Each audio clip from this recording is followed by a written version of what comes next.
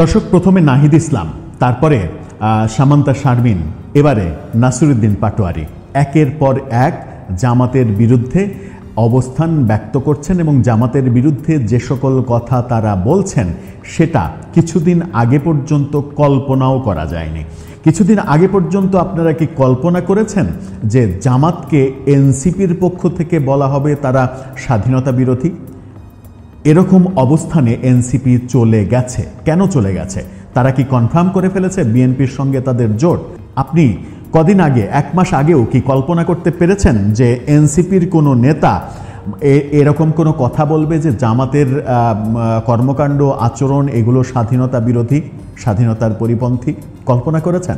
কল্পনা করেননি। কারণ 5 আগস্টের পরে যতটা না মুক্তিযুদ্ধকে ছোট করার প্রয়াস আমরা জামাতকে দেখেছি, তার চাইতে বহু গুণ বেশি এনসিপি নেতা, বৈষম্য বিরোধী আন্দোলনের নেতা, তথাকথিত বলছি এই কারণেই যে কিছু কিছু সমন্বয়কের মুখে যে ধরনের কথা বলেছি, তারা 24কে বড় করতে গিয়ে 47কে ওন করেছে এবং মুক্তিযুদ্ধকে ছোট করেছে, মুক্তিযুদ্ধকে নানাভাবে ছোট করেছে, 72-এর সংবিধান ছুঁড়ে ফেলে দেওয়ার কথা বলেছে, কবর রচনা করার কথা বলেছে, বঙ্গবন্ধুর স্ট্যাচু ভাঙ্গাকে বৈধতা দিয়েছে, বঙ্গবন্ধুর 32 নম্বরের যে বাড়ির সঙ্গে বাংলাদেশের মহান মুক্তিযুদ্ধের স্মৃতি জড়িত সেই বাড়ি গুড়িয়ে দিয়ে উল্লাস প্রকাশ করেছে এবং সরকারের উপদেষ্টা হিসেবে উল্লাস প্রকাশ করেছে, বলেছে যে আজকে রাত হবে উৎসবের রাত, সেখানে হিন্দি গান বাজিয়ে ডিজে পার্টি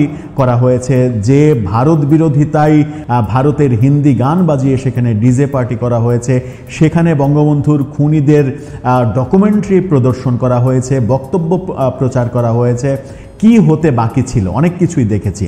আজকে হঠাৎ করে নাসিরউদ্দিন পাটোয়ারির এই অবস্থান কেন?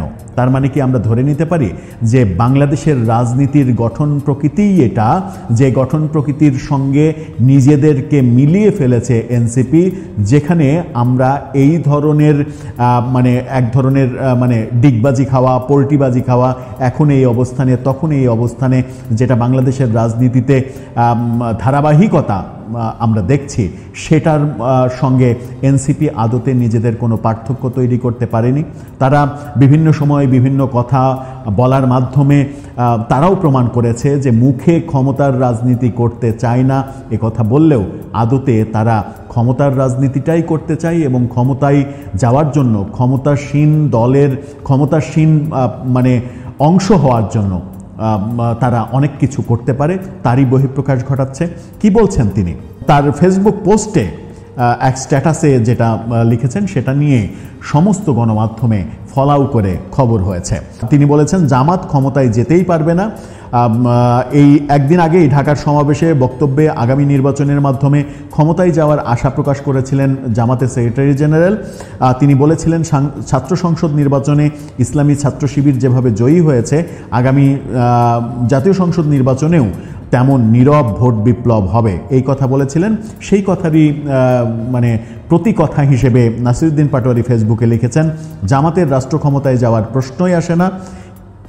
কেন তা মনে করছেন তার ব্যাখ্যায় তিনি বলেছেন, দলটির রাজনৈতিক দর্শন ও অতীত আচরণ বাংলাদেশের স্বাধীনতা, মানচিত্র ও জাতীয় চেতনার পরিপন্থী। চিন্তা করা যায়, তারা যতবার ইতিহাসের মঞ্চে ফিরে আসতে চেয়েছে ততবারই জনগণের অন্তর থেকে প্রতিধ্বনি উঠেছে, এদেশকে আর অন্ধকারে ফেরানো যাবে না। জুলাই অভ্যুত্থানের সামনের কাতারে থাকা তরুণদের দল এনসিপির সঙ্গে শুরুতে নানা প্রশ্নে জামাতের মিল থাকলেও, প্রথম আলো এভাবে বলছে, মিল থাকলেও জুলাই সনদে জামাতের স্বাক্ষর করা এবং এনসিপির স্বাক্ষর না করার এই প্রেক্ষাপটে দৃশ্যপট পুরো পাল্টে যায়। এখন জামাতের অন্যতম, বিএনপির চাইতেও বড় শত্রুতে পরিণত হয়েছে যেন এনসিপি। যে জামাতের সঙ্গে প্রধান শত্রুতা ছিল আওয়ামী লীগের, এখন মনে হচ্ছে জামাতের সঙ্গে প্রধান শত্রুতা কিছুদিন আগে পর্যন্ত মনে হচ্ছিল যে বিএনপির। এখন গত কয়েকদিনে, গত 2-3 দিনে নাহিদ ইসলাম, সামান্তা শারমিন, নাসিরউদ্দিন পাটোয়ারির এই বক্তব্যগুলোতে মনে হচ্ছে যে এখন বোধহয় এনসিপি জামাত একেবারে মুখোমুখি সংঘর্ষ বেঁধে যাবে।